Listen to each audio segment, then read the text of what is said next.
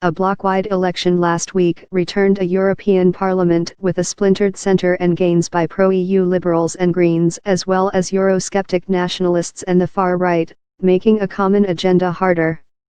"We won't choose Mr. or Ms. Europe today, but just draw a balance after the European election," said Luxembourg's Liberal Prime Minister, Xavier Bettel. Held once every 5 years, the European Union election means the heads of major EU institutions will now be replaced. Merkel said on arrival she wants Weber to be the next head of the European Commission, the EU's powerful executive, after Luxembourg's Jean-Claude Juncker steps down on October 31. Spain and Sweden backed Timmermans, while Ireland and Croatia spoke for Weber. Luxembourg and Slovenia supported Vestager, one of few women in the running. Dutch Prime Minister Mark Rutte, also mooted as a possible contender in the obscure recruitment process, said Tuesday's meeting was about content rather than people and should focus on policy priorities, including climate change and migration. Greek Prime Minister Alexis Tsipras and Belgium's Charles Michel are among EU leaders sitting at the table on Tuesday who might be leaving their posts after losing in the EU election. Their weakened position further complicates the debate on top jobs and strategic course.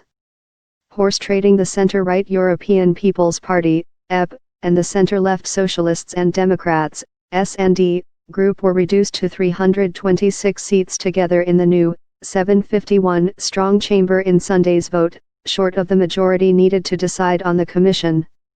The executive body acts as the EU's competition watchdog, monitors member states' budgets and proposes policies from climate change to tech regulation. Other big roles up for grabs later this year include the head of the European Parliament and the European Central Bank, ECB, the bloc's foreign policy chief and the head of the European Council who represents leaders of the 28 EU states.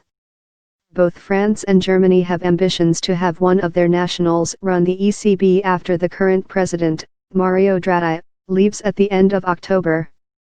Neither is likely to secure both the bank and the Commission, officials say. The EU would risk an institutional logjam if talks drag on, leaving it unable to make pivotal policy decisions at a time when it faces a more assertive Russia, China's growing economic might and an unpredictable US president.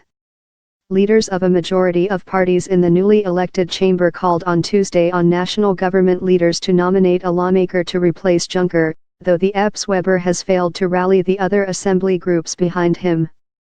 Among national government leaders, only 7 are now with the EP.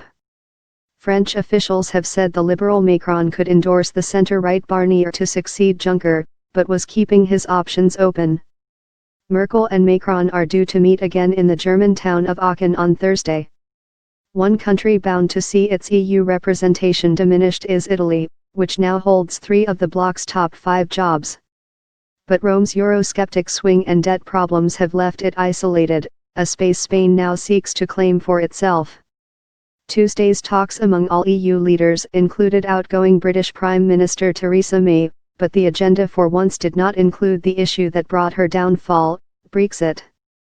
Unanimity is not required, though it is hard to see a candidate succeeding against the will of more than just a handful of leaders, as that would risk damaging their future cooperation and stalling the EU's decision-making.